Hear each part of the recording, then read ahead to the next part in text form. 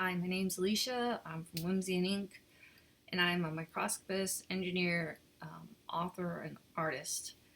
I usually do a lot of art videos, but I want to start venturing more into the scientific videos because I find them to be there's just so many fascinating things coming out in the science world, and I really want to share some of the really cool things that are happening. So I thought I'd just start this, and if you like this sort of content, please comment below, like and share it with your friends, and let me know if this is something that you like or don't like or anything you want to say.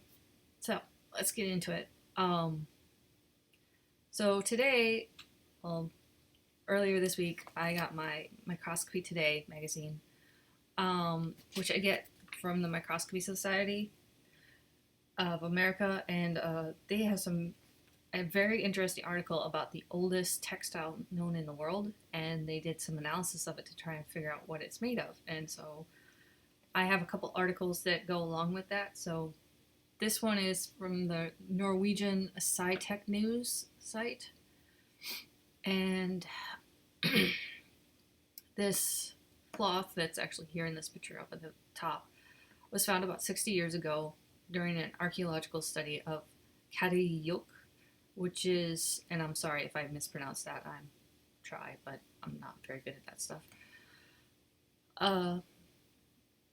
The people lived there around 8,000 to 9,000 years ago, and as many as 10,000 people lived in the area, which is a pretty decent sized city. It was in the Neolithic and Chalcolithic periods. It's one of the most famous archaeological sites, apparently. Lise Bender Jorgensen was an archaeologist and professor emerita from NTNU's Department of Historical and Classical Studies, and she was one of the people that helped confirm what it was made out of, or the cloth was made out of. See, at the time it was, they assumed that it was either linen or wool, which, given that they found sheep skulls in the area, suggested maybe they had wool. There wasn't much in the way of flaxseed, which is what linen's from, but they thought maybe they had traded for it. But it turns out that it's actually from oak bast. And I'll get into that in just a minute. But so Çatalhöyük was excavated from the 1950s onward. Oh, I should explain this picture. So this is Professor Ian Holder. He does most of the excavations at the site now, and they're being very systematic about it and using some of the top technology, which is really interesting. I'll go into that a little bit later. And then this is Antoinetta Rasicher, and I apologize greatly for mispronouncing everyone's name. I'm trying, but chastise me in the chat below. That's fine. I'll try better. Anyway, so when they've done excavations, they found that there's about 18 layers of settlements in those areas, and they called the city home until about 7,950 years ago.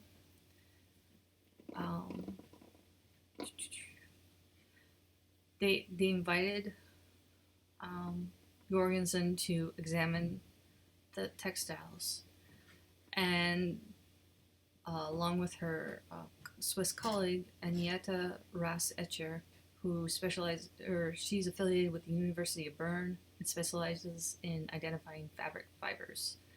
She experienced with some of the oldest European textiles found in alpine lakes. The two researchers have collaborated on several projects in recent years under the auspices of NTNU.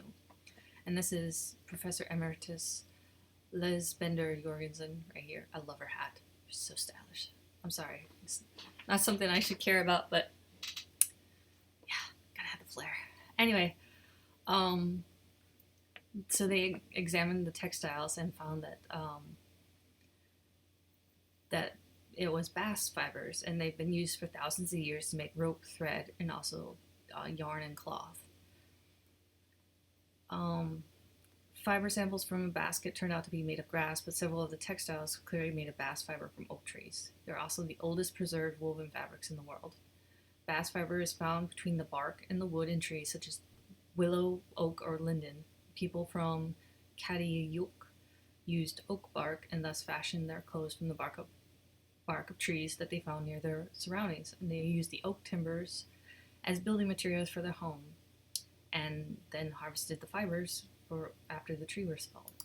So here's a great picture. So this is what the bast fiber looks like when it's been prepared.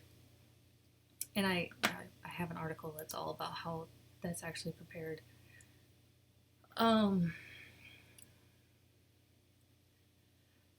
Bender Jorgensen noted that a lot of people often overlook bast fiber as an early material. Linen tends to dominate the discussion about the type of fabric fibers people use, she says.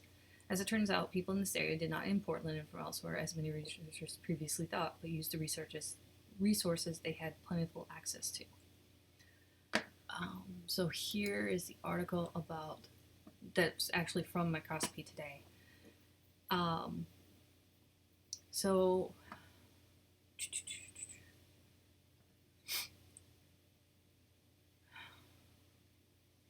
they analyzed 17 textiles and 14 strings from the Neolithic Stone Age layers at Çatalhöyük, and they performed scanning electron microscope on 7 samples they were allowed to take out of the country, which is a big deal because they actually had a problem with earlier excavations where someone was selling antiquities on the black market, and that's a major something that's really going to get you in a lot of trouble, especially in Turkey. So it was really nice that they were able to take some samples out of the country. I'm not sure if they had to return them. The nice thing about SEM is it's a non-destructive analysis, and so it wouldn't cause any damage to the sample to analyze it in this way. Some analysis will actually burn up the sample when you analyze it, but this won't. Anyway, the identification of archaeological plant fibers is challenging. Several factors can be used to differentiate between animal and plant sources, but specifically which plant was used is difficult to determine. Identifying characteristics include the presence of nodes, indicating a plant fiber, and various other characteristics help identify a particular plant, including fiber diameter, the presence or absence of epidermis or rays with clear morphology, the presence and form of crystals and stomata cells, the form of fibers in cross-section, the form and diameter of the lumen of the inner canal of the fiber, and the twist of the cuticula, a tough protective coating. I'm sorry, I mispronounced that. The presence of nodes confirmed that the samples were from plants. However, other characteristics were not typical of flax, but rather oak bast. Bast is the innermost layer of the phloem of the bark of a tree bordering the wood. It includes hollow, fine fibers that are circulatory system of the plant. To confirm their identification, Rasch Etcher and her team compared the morphology characteristics of their samples with those of modern plant material. The perforations of the vessels seen in the ancient fibers provided proof that the fibers were not from flax, but were consistent with oak bast. Also, the specimens had large lumen, which is found in oak bast, not in flax fibers, which have small lumen. And so you can see in this picture here, the fibers of the oak bast remains with the perforated vessels, the white areas, and a cross-section of the thick fiber walls and large lumens. So you can see how these are hollow over here, and so that helps transport nutrients to the tree. The identification of trees as a source of fiber and textiles and cordage from these Stone Age artifacts is significant. The period is consistent with the time of transition from hunter-gatherer society to a farming community. The people who made these textiles were probably not settled to the point where they could cultivate flax in sufficient quantities to make their clothing, whereas oak was naturally plentiful in the region and did not require cultivation. Shed new light on early textile production in the Stone Age, and provide strong evidence that tree bast played a more significant role than previously recognized. So let's see here. So Çatalhöyük. Okay, I said it wrong, but so here's the location of it. Southeast of Istanbul. It's kind of near Cyprus. And also want to talk about, okay, take this too. So I also have this website from Katie Grove Studios. This is a woman working out of New York, and she works with basswood fiber. Now hers isn't from oak trees, it's from linen. No, not linen.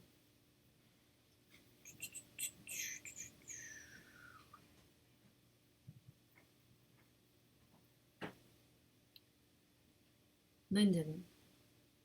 Well, from basswood, but there's another word for it. I'm not seeing it right now. Anyway, so what happens with the tree is when they want to get a nice long straight tree, and they cut it down, and then what they do is they cut off. You can see here they cut off the outer bark very carefully, and leave the inner bark. And it's really fine, and apparently you have to kind of get used to that method. But basically, you're giving it a shave and a haircut. 2 bits. Anyway, don't mind me. Anyway, so after you shave off the bark, then they make lines down the inner bark about 4 inches apart down the bark, and then they start to peel it back, and that is what they then use to make the fibers. And then they have the inner part of the wood to use for carvings or for building homes or whatever you need. And then what they do is they very gently put it into buckets, and they try to keep a very long piece because you want a really long piece to work with. So they very gently roll it together and coil it, and then put it in this bucket, and they cover it with water, and it's a process called retting, which is basically rotting. Apparently, they cover it. This Katie Grove prefers to use live water, so rainwater or water from a pond or a river. She uses river water, and that seems to work better than hose water. But what happens is the microorganisms in the water rot away the cellular tissue, and the pectins living in the strands of the bast fiber. And it's apparently very stinky, and nasty. And it's a good way to keep away neighbors, which I don't hate my neighbors, but I'll keep that in mind if I ever have neighbors I don't like. I'll do some retting in my yard. But so you keep checking the water, and it sits for 6 to 8 weeks, sometimes even longer, for that rotting to happen. And then and you want to make sure everything's submerged, and then she uses a couple of rocks to keep it submerged. And then when it's ready and it's very flexible, then you can take it out and you rinse it really thoroughly in water. And it creates, look at how, that's just gorgeous. And it's semi-translucent. You can kind of see their fingers through it. And really pliable and soft. And so then you can use it for making cloth or basket weaving. This lady uses it for basket weaving. And making cords. And so, yeah, that's kind of an idea of what people wore. They probably would have woven cloaks and clothing out of this to keep away the elements. And I imagine that it maybe wouldn't have been the most comfortable thing to wear, but on the other hand, it probably was fairly, I suspect that it might have been fairly insulative, but I don't know, obviously. Anyway, so that's that page. And then, no, I don't think it. No, that I pulled up stuff about Çatalhöyük as well. It was very interesting what the city looked like. So they would actually go into the different houses, generally through the roof. There was a hole in the roof that would let out the smoke. There was some doors down low, but it kind of all worked together. Also, apparently, they were a fairly egalitarian society. The men and women seemed to have about equal roles. There was um, seemed to be as much respect and honor given to men and to women. Some of the highest held those who were held in highest esteem had their skulls removed and were used in other ceremonies, and it seemed to be fairly evenly displaced between men and women. This society was also known for its mother goddess idols, but they think that it's actually more complicated than that. So this is one of the idols that they're most known for, but as they turn up more, um, as they do more work on the site, they're finding it might not have been so matriarchal. They think it was more, well, it's just more complicated, I think, is what it came down to. Um, because there was a lot, you're making that transition from hunter-gatherer society to a more agricultural society, and so the gods that you would be worshiping would change as you make that transition. And the mother goddess, and it's very interesting. What was it? Holder points to the site, gives little indication of matriarchy or patriarchy. So he's describing the mother goddess, one of the mother goddess figurines. That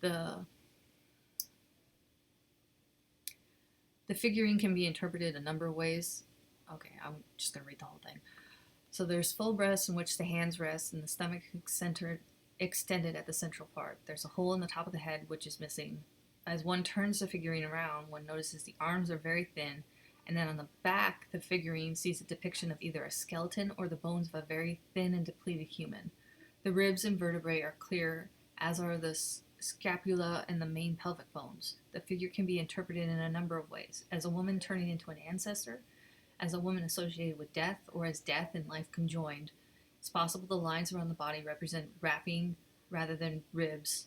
Whatever the specific interpretation, there's a unique piece that may force us to change our views on the nature of Çatalhöyük society and imagery. Perhaps the importance of female imagery was related to some special role of the female in relation to death as much as the roles of mother and nurturer, which I think is very interesting because there is definitely the bringer of life and then the cessation of life, and that is very much a part of early civilizations and ours as well. So finding that balance is kind of very interesting to see the life and the death in the same imagery, in the same sculpture. Anyway, so I'm going to call that, I think that kind of wraps it up. It's very interesting learning about Çatalhöyük. It's a very old settlement. It has a lot of very interesting things going on there. So I recommend learning about it. I will include links down below. I know Wikipedia doesn't count as a real source, but it'll do. You won't be able to access the microscopy today because that is through Cambridge University Press, and you're not going to be able to actually click on that link. I don't know what to do about that. I think I'm kind of of the mind that scientific paper should be accessible to everyone, but nobody listens to me anyway. I'm just a girl sitting in her basement. Anyway, thank you for listening, and I hope you enjoyed this and learned something from it. And if you liked it, please comment, like, and share. And if you didn't like it, comment below why and what you think I should do to improve. So thank you, and have a lovely day.